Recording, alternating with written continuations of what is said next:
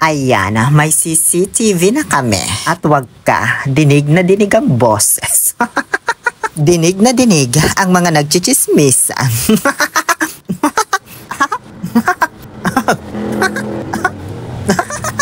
Oh, di mo ba kalitisanin? Di pa ba sapat? Papahirap sa akin. Di ba ganun yung kanta na yon? Bumibigla siya.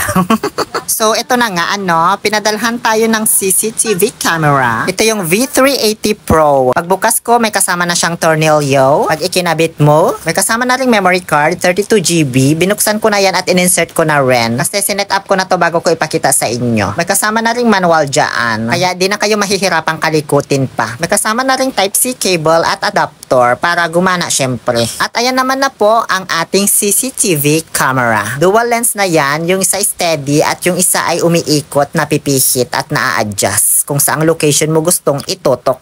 Parang mata ko na paikot-ikot. May antenna na rin yan para sa network connection. Bago ako magsimula, nag-download na ako ng V380 Pro app sa App Store. Iniscan ko lang yung QR code dyan sa manual. Pwede nyo ring i-search kung gusto nyo. Nag-sign up lang ako via email. Tapos nang isi-set up ko na, iniscan ko lang din yung QR code na nakadikit doon sa mismong camera. Ayan o. Ngayon, tara na at i-install na natin ito. Silipin ko muna sa labas, baka may makakita sa akin.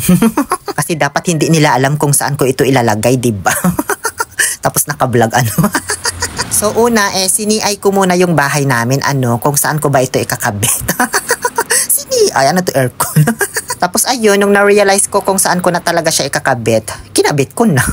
Make sure lang na naka-insert na yung memory card bago niya ikabit, ha? Tinurnilyo ko lang dito sa may kahoy sa bubungan namin. Di na ako gumamit ng barena kasi kahoy naman yung pinagkabitan ko kaya malambot. Maiksi lang yung cable niya nakasama. Pang indoor lang kaya bumili na lang ako ng cable na mahaba, nasa 8 meters. Mura lang din naman, nasa 140 pesos lang bili ko. Pero kung sa loob ng bahay mo lang naman gagamitin, kahit di ka na bumili. Nung na-set up ko na yung wiring, ayan, sinaksak ko na. Kung sana yung mag-activate kapag naisaksak mo na, magsasalita yan, may mga maririnig ka. Diba? Ganun yun.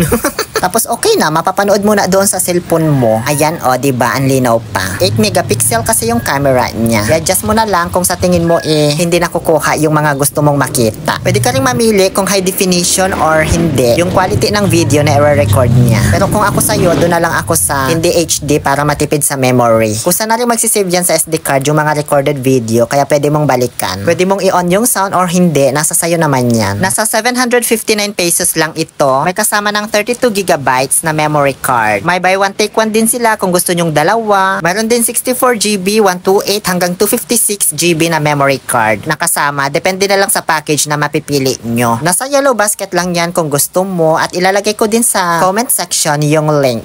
Yun lang.